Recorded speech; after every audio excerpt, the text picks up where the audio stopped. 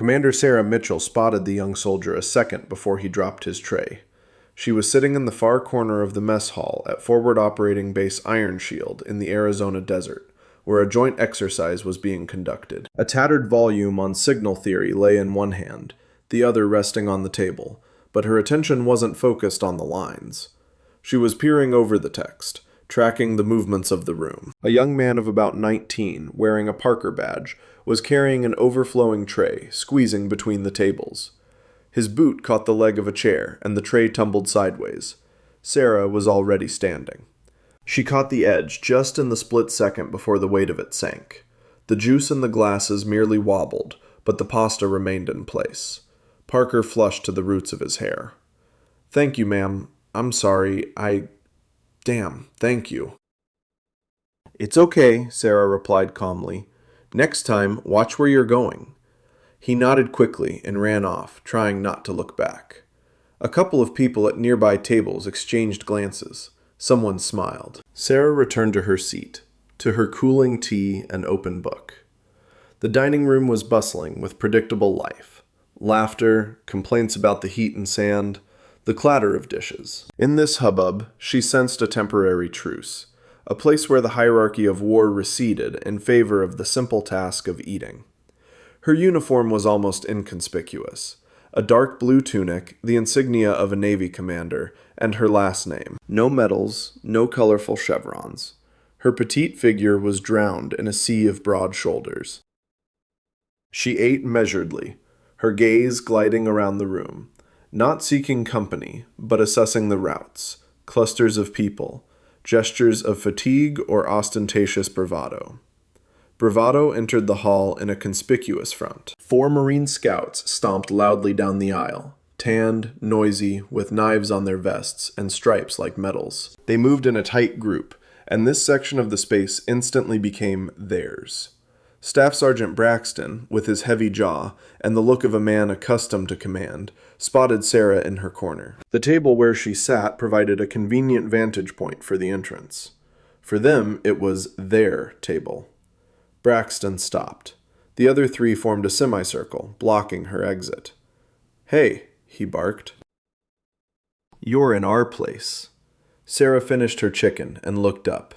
Gray, calm, without polite surprise or irritation. She didn't answer. Corporal Diego, with his eternal grin, craned his neck. "Did you hear him, ma'am? Or does the Navy have tin cans for ears now?" Braxton leaned forward, resting his palms on the table, his shadow falling across her tray. "This is the intelligence desk," he drawled.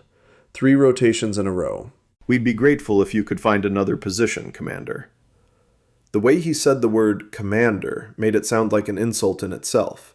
Sarah had heard that tone many times over the years. They'd see his height, his lack of stripes, his soft voice, and rush to paint a picture of weakness. Their mistake never surprised her, just as the heat doesn't surprise someone who grew up in the desert.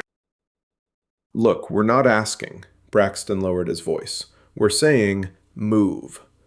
Diego, warmed by her silence, reached out and pushed the tray. The metal scraped against the countertop, and water from the plastic cup flew to the floor, along with the vegetables.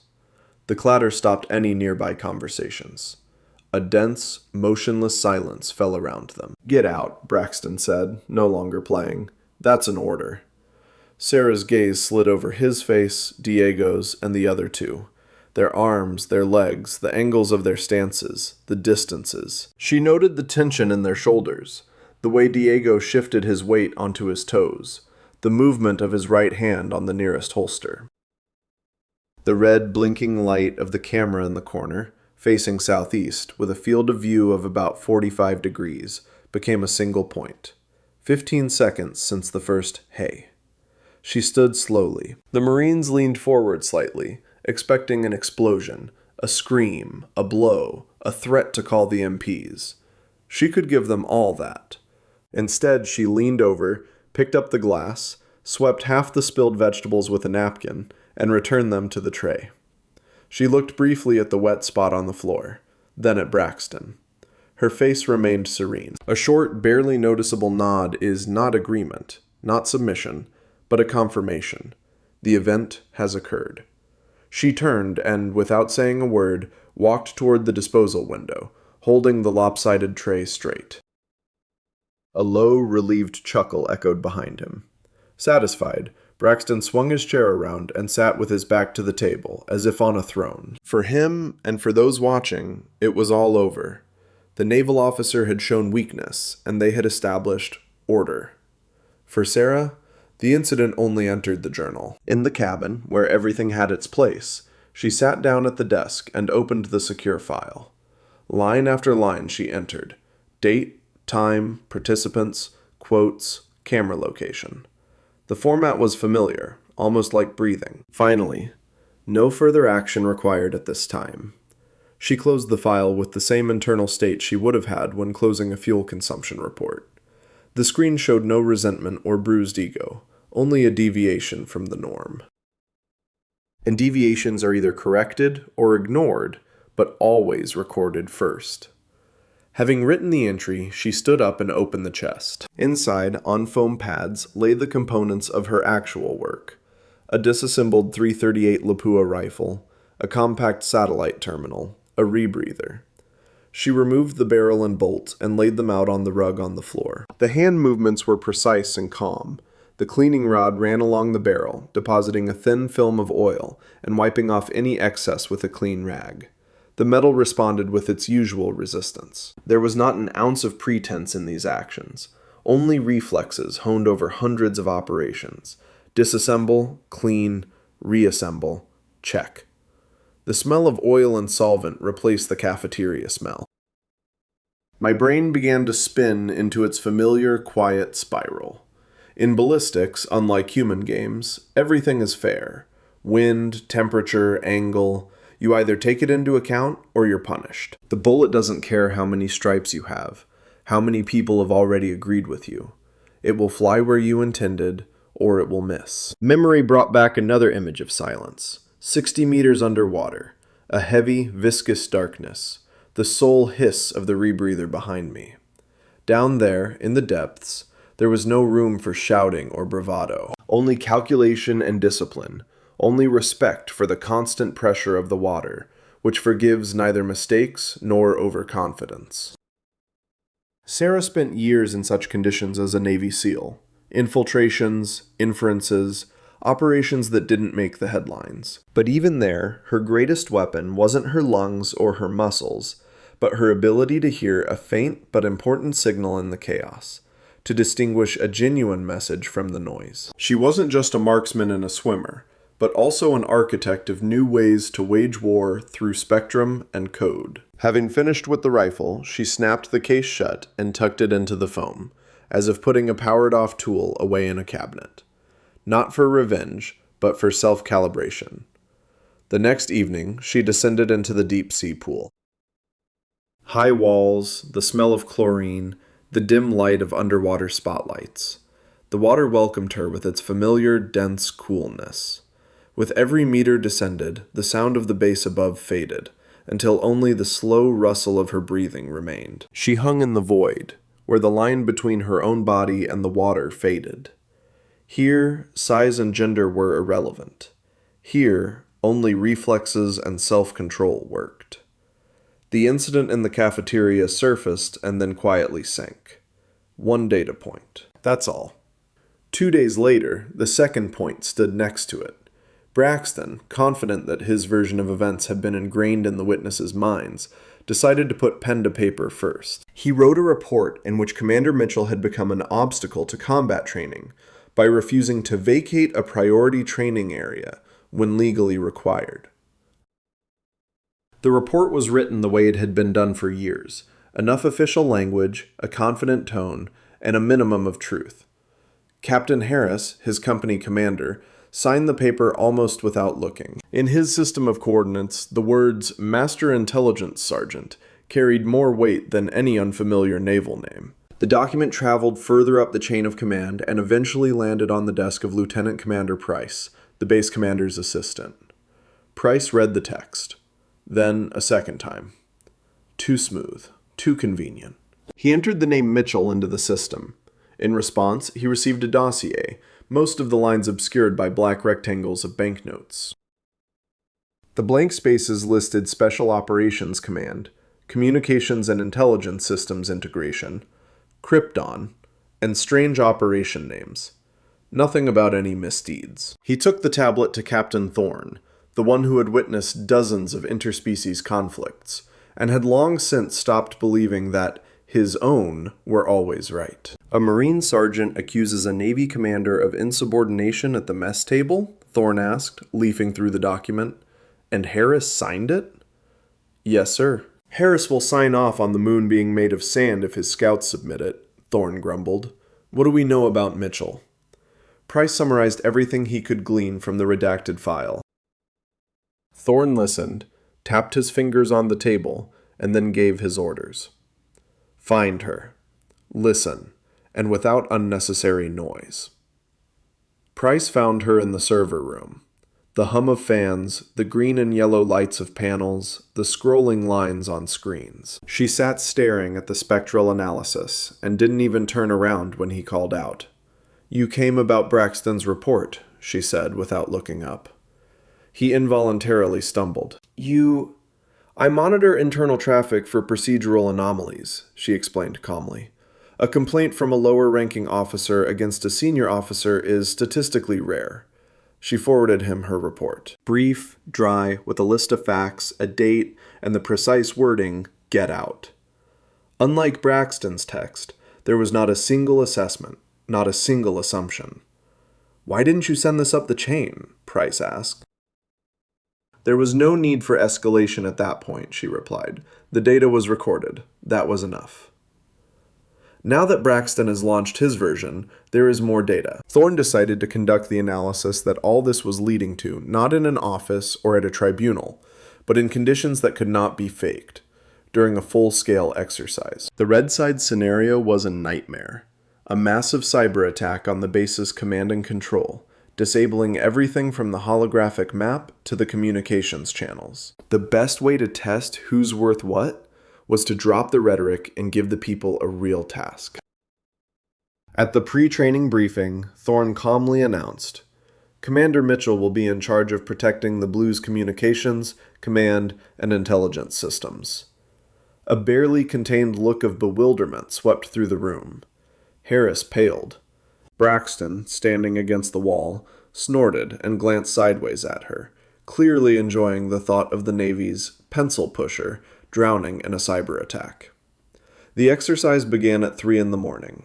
Communications were choked with static. The holographic map turned into a blizzard of phantom markers. The communication lines crackled with fragments of false orders. The air smelled of overheated equipment and panic. Sarah wasn't looking at the glitching map. She was staring at her screen with its raw spectrum. To everyone else, it was noise. To her, it was text. It's not chaos, she said, loud enough to be heard over the general din. It's a pattern. While her surroundings darted between the panel and the phone, she filtered out the unnecessary in her head. A polymorphic, frequency-hopping signal must have an algorithm. An algorithm. A harmonic. Her eyes caught the microsecond gaps between the network's attempts to recover. A few sensor commands, a couple of trigonometric calculations, and a dot appeared on her own map, unconnected to the main system.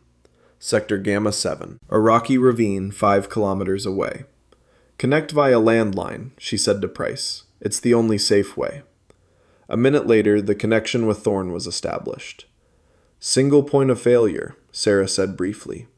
Electronic warfare node in Gamma 7. Coordinate such and such. Are you sure? Thorne asked. There's no element of faith in it, sir, she replied. Only mathematics. Thorne ordered Braxton to check the coordinates. His response was laced with skepticism. It's empty. The drones were watching everything. There was a palpable pause. The room froze between faith in the numbers and faith in the familiar experience of the Earth. Sarah looked at Thorne. Permission to engage the target from a fortified position. He was silent for a second, then nodded. A couple of minutes later, she was already unpacking the black case by the firing point. The heavy rifle in her hands looked almost disproportionate. She assembled it without fuss, as if it were a continuation of the ritual in the cabin. She connected the scope to her terminal and lay down. The voice that had just described the interference pattern now calmly recited the shot's parameters: distance, wind, corrections. Some of the numbers could have been omitted, and no one but a couple of specialists would have noticed. But for her, this was a set of conditions that made the event not a quote-unquote miracle, but a simple accomplishment of a task. A shot shattered the tense silence. The recoil ripped through the frame and concrete. The 2.5 seconds of suspense stretched. Braxton had already managed to express his satisfied "no effect" over the radio when the gorge erupted in flames. The flash appeared on the sight screen, on the distant horizon, and on the faces of those looking out the windows. A moment later, the booming sound returned. The sirens died down. The holographic map cleared, returning the blue icons to reality. The communication channels awoke with lively voices. Someone in the headphones simply sighed. An obscenity, the only word that suited what had just happened. Diego, who had reached Sector Gamma 7 with the group, reported in an almost trembling voice, "The generator is disabled. The antenna is destroyed. The red team, they surrendered. They're asking who was targeting them. They say it's impossible." Instead of a response, silence fell over the network. In the center, everyone was looking at Sarah, the same little one with the empty uniform, who was already calmly disassembling the rifle and putting it away in its case.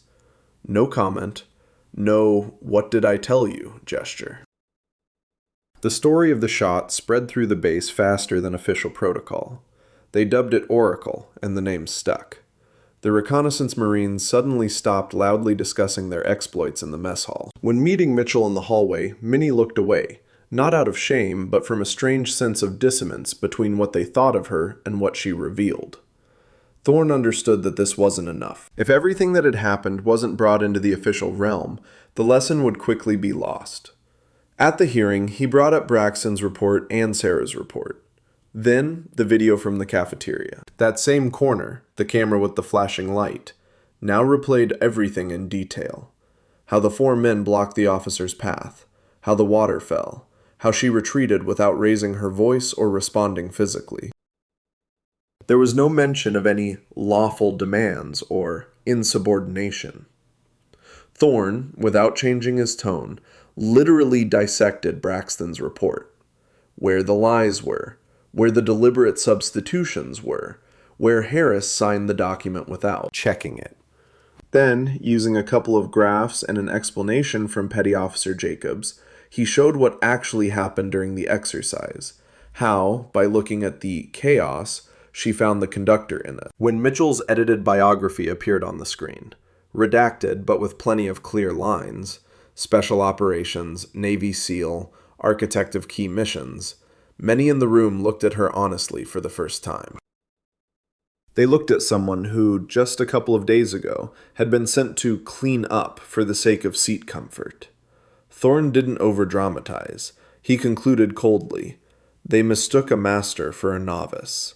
They confused discipline with fear. They mistook modesty for emptiness. Formal penalties will follow, but the main thing is that the adjustment in perception has begun." The next day, Braxton stood in the hallway across from Sarah in his dress uniform. His eyes were red from a sleepless night and the realization.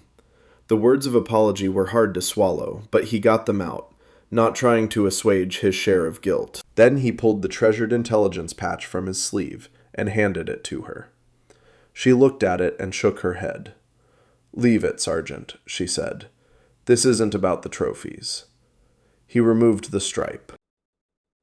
But as she was already walking away, his voice rang out again, this time clear and precise.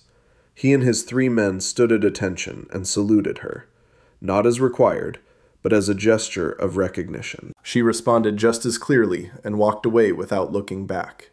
The rest was up to them to figure out for themselves. The base quietly shifted to a different configuration. The heat, the sand, the long shifts were still there, but the air seemed less thick with bragging and petty abuses of power.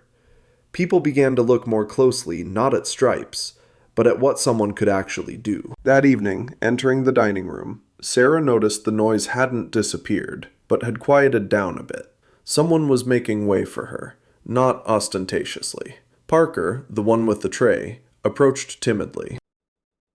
"Ma'am, can I bring you some tea?" he asked. "I remember you drink tea." "Yes, I can," she smiled. "Thank you." He brought tea, placed it in front of her, hesitated, then blurted out about a Marine brother killed in Afghanistan, and how he'd served on a team she remembered from old reports. A simple connection, someone else's grief, in which you'd once unwittingly participated through the dry lines of targets and coordinates. She told him his brother was a professional whose work saved others, and that was enough to make the boy's eyelashes twitch. Afterwards, staying with her tea, she allowed herself a moment to remember her own family. Her mother, a nurse. Her father, a mathematician. Her younger brother, a doctor. They all waged their own quiet, important wars. No one filmed them. A day later, Thorne called her into his office and gave her a brief message. Admiral Cohen had requested her return to Virginia early. It was a new project, a major one. Details would be available only in person. Departure date is the end of the week. Over the next few days, Braxton managed to come again, alone, without anyone around, carrying a carefully carved wooden plaque. It depicted a rifleman's silhouette against a backdrop of stars and the coordinates of Gamma 7. And a few lines of gratitude for teaching them to see beyond the obvious.